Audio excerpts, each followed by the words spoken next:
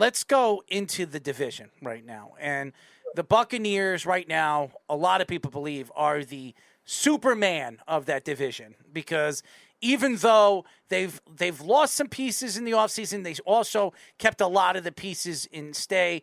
And now you look at the team as a whole, everybody still believes that the Buccaneers are the favorites in the division. What about the Saints? When you think of the Saints, you think of the Carolina Panthers, who might have gotten better with Baker Mayfield, might have not. I mean, who knows? Where does this division lay out for the Buccaneers?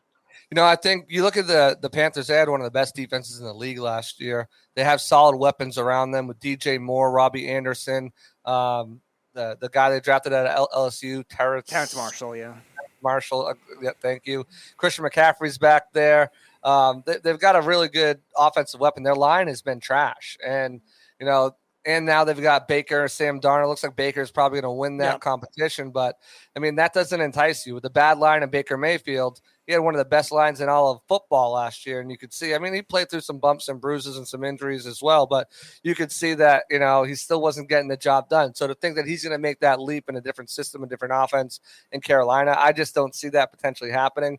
As far as the Saints, every year it seems like they're 100 million, billion, trillions of the cap, and they end up adding all these different pieces to the roster.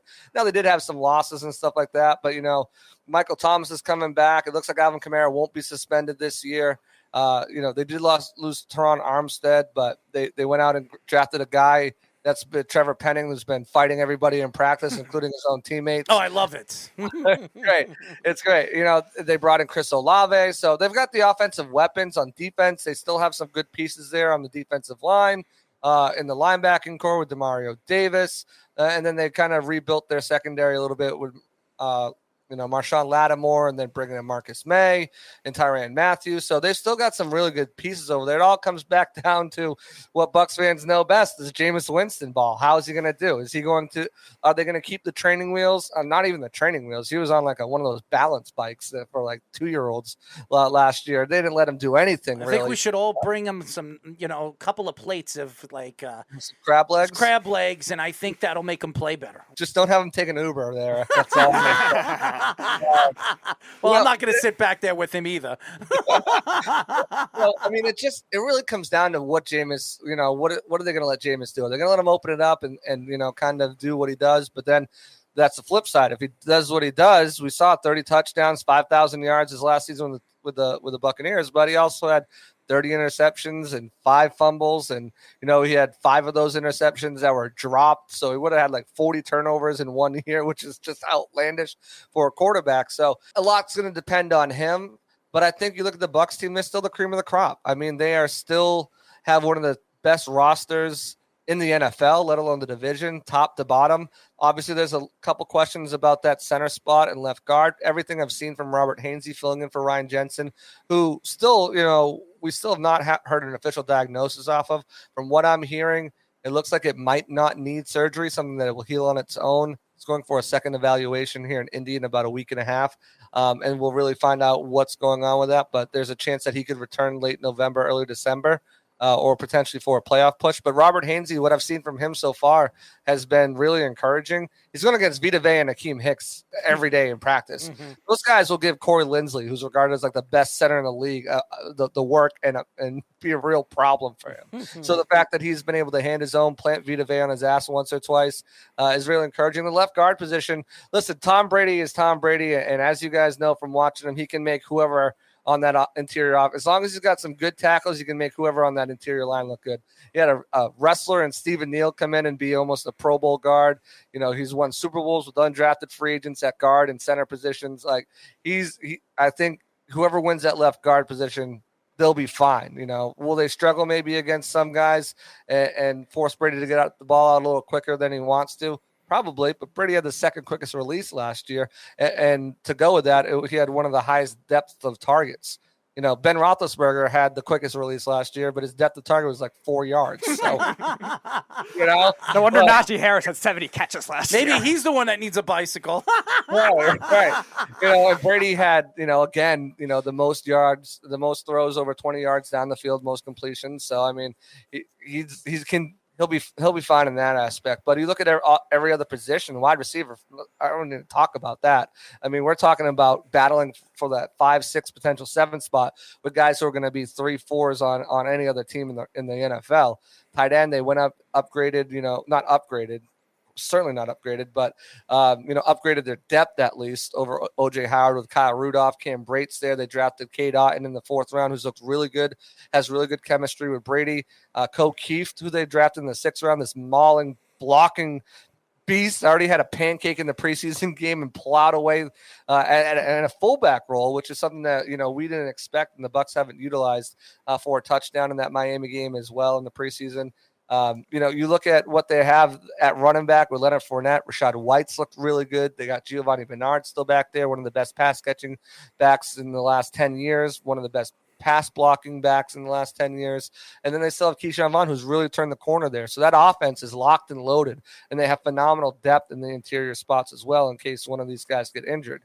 Aaron Stinney, who I in my opinion, is going to be one of the backups, and I think Nick Leverett, an undrafted free agent from 2 years ago, is going to win that left guard spot. Started 3 games in the playoffs, including the NFC Championship and the Super Bowl. So they've got great depth on that side. And you flip over the defensive side, and it's the same thing. Akeem Hicks and Vita Vea right there up front. Logan Hall, who they drafted in the top of the 2nd round this year. Will Golston, consummate pro, 10 years with the Bucs, had his best sack totals last year at 5. Nacho Raheem Nunez-Roches brings the intensity every time he's out there. And then Pat O'Connor is another guy who's really started to come on and started getting sacks and really kind of developing on that defensive line. So depth is crazy there. Outside linebacker, Shaq Barrett and Joe Tryon-Shoyinka, their first-round pick from 2020, who's looked really good in camp so far. Athletic, size, speed, power, strength. Like he's got all of that to the table. Anthony Nelson had 5 sacks last year, had a good showing with a sack and a tackle for a loss in that Miami game. Then they just re-signed Carl Nassib if the depth wasn't good enough, there, who's had his best NFL season in this Buccaneers offense under Todd Bowles. Levante David and Devin White, 2 of the best linebackers in the league, both rated top 10 according to NFL execs, players, and coaches. Also named the best duo out of any in the NFL of linebackers as well by execs, players, and coaches. Moving on to secondary, they got Carlton Davis, who's one of the most underrated cornerbacks who can shut down some of the top receivers.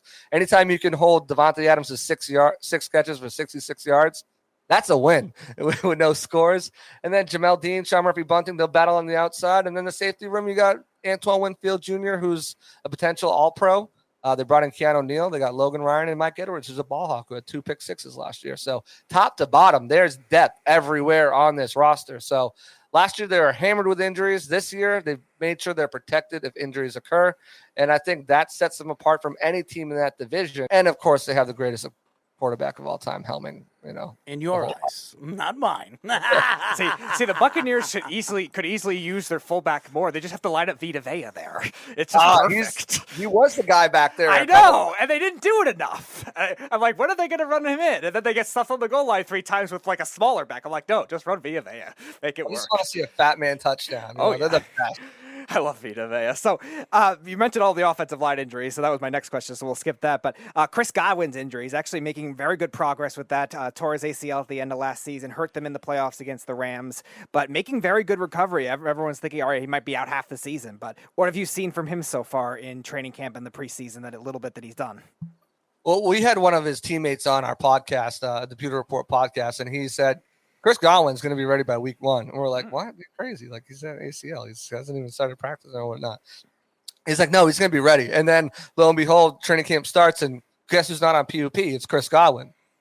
He sits out the first week and a half, and then he's out. Then we all of a sudden, randomly, we just see him out there. He's stretching. He's doing individual drills. Today was a huge milestone because he was out there doing 7-on-7 drills, and he looked good, like fluid in and out of his cuts, no hesitation, start, stop. And part of the reason too, I think, because his injury came from a dirty hit. It wasn't, when you see players who like their Achilles or their ACL or one of those injuries when it's just an open field injury, non-contact, they have this hesitancy to do certain moves or cut certain way and stuff like that, because in the back of their mind, they're like, oh, this was a freak accident. What if I cut wrong this way? Could it happen again? But with like a contact injury, we'll see how he does when contact comes. But I feel like it doesn't get into players' heads as much. So like, he's looked good. He's looked just like Chris Godwin. Again, 7-on-7s. You're not tackling. You're not jamming at the line. No one, the rest of the guys aren't out there. But so far today, and what I saw from practice and the catches that he made, he looked like Chris Godwin, and that's just bad news for the rest of the league. We are talking to Pewter Report Buccaneers beat writer J.C. Allen. Todd Bowles. Now, we all know here in New York all about the Todd Bowles, I guess you could say, tryout. And I say tryout because he was here for 3 years and he was done.